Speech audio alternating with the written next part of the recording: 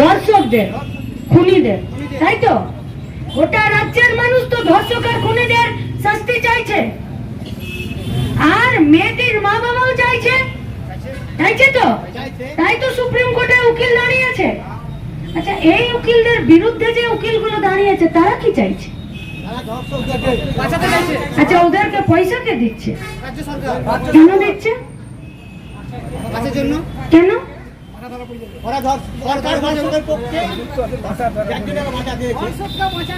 তাহলে ধর্ষককে বাঁচাতে যদি সরকার চায়, তাহলে সেই সরকারের বিরুদ্ধে আমাদের দাঁড়ানোটা দায়িত্ব, নাগরিকের নৈতিক কর্তব্য, নাকি দাঁড়াতে গেলে লোকে বলবে রাজনীতি করছো বলে আমি মুখ লুকিয়ে চলে আসবো? কোনটা?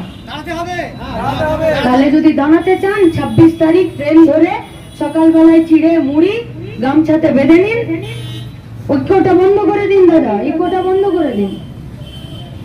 একটু বাতাসা, অনুব্রতর গুড় বাতাসা না, নিজের পকেটে দমে যে গুড় বাতাসা পাবেন সেইটা মুড়ি চিড়ের উপরে একটা বেঁধে নিন, একটা 2 লিটারের জলের বোতল পাড়ার কল থেকে ভরে নিন, আর আমরা আপনাদেরকে উই ওয়ান্ট জাস্টিস বলে একটা ব্যাচ দেব।